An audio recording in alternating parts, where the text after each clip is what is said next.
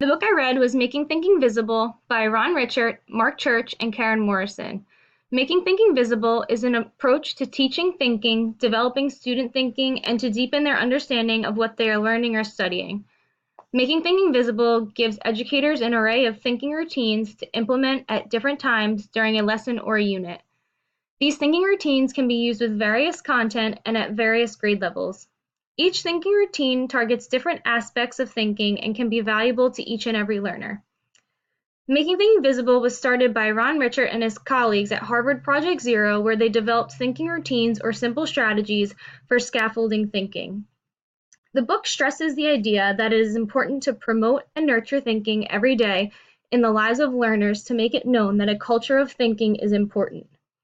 The word think is one of the most used verbs in the English language, although it was very difficult to understand what the word means.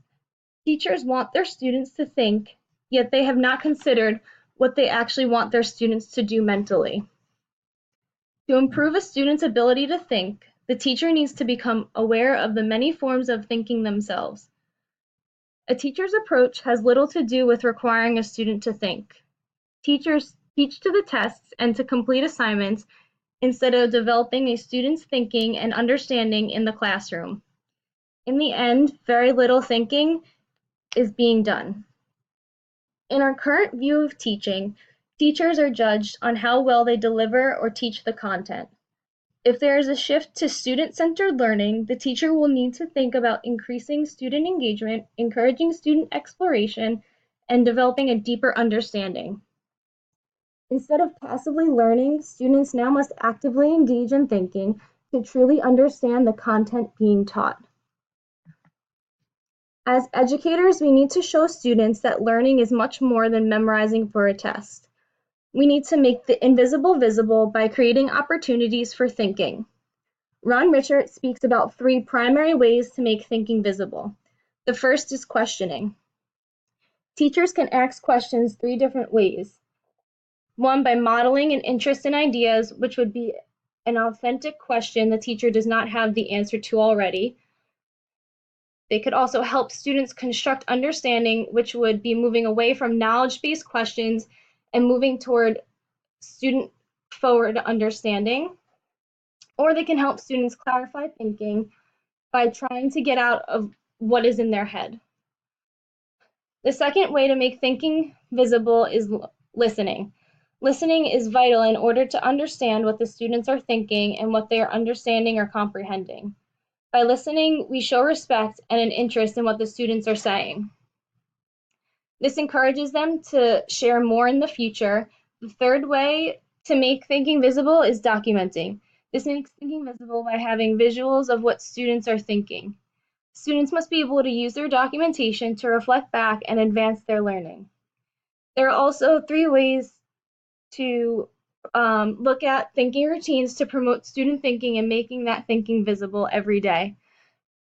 The first is tools. We need to use thinking as a type of tool that teachers need to identify what kind of thinking they want their students to engage in.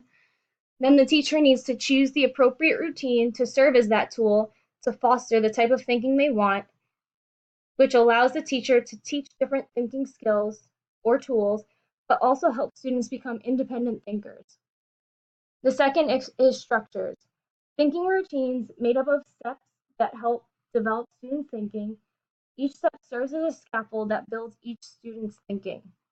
And the third is patterns. Thinking routines can help create patterns of behavior that help students develop their own thinking. There are 21 thinking routines in total. There are 7 for introducing and exploring new ideas, 7 for synthesizing and organizing ideas, and 7 for digging deeper into ideas. Each thinking routine has a unique purpose and are meant to be used during specific times during a lesson or a unit.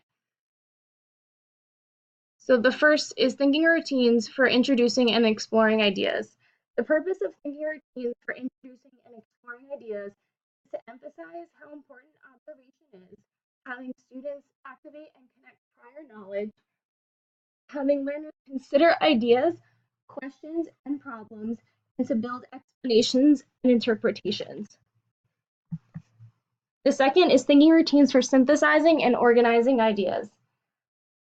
The purpose of thinking routines for synthesizing and organizing ideas is to reflect on the core of a learning experience, to also identify a big idea in nonverbal ways, to activate knowledge and make connections, connect new ideas to ones that students already have, and to reflect back on a topic and consider if their thinking has changed.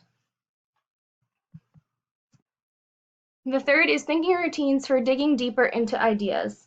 The purpose of thinking routines for digging deeper into ideas is to help identify why a student is thinking what they are thinking, identifying different viewpoints, becoming aware of information, supporting a claim about a topic, taking a stance and supporting an issue, and to make a meaningful connection that engage the learner.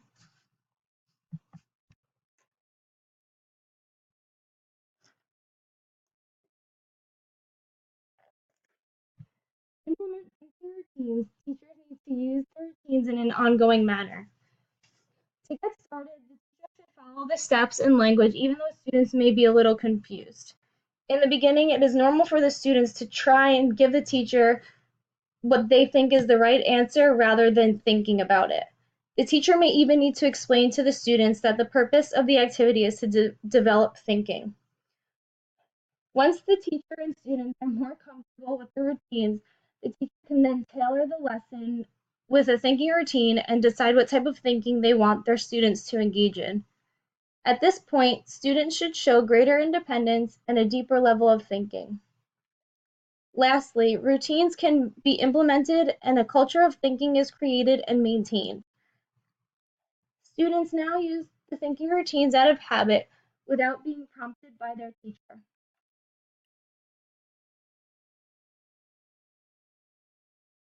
To create a classroom culture of thinking, teachers cannot simply introduce a routine once and hope that it sticks. The routines need to be used regularly so students develop a habit of thinking. Creating a classroom culture of thinking takes time. Teachers need to make sure individuals as well as group thinking is valued, visible, and promoted every single day. To ensure this culture is being promoted, teachers need to follow through with making thinking visible by questioning, listening, and documenting. Students will also need to use thinking skills every day to create that culture of thinking. And as I said before, students need to think and learn instead of working for the grade or the test.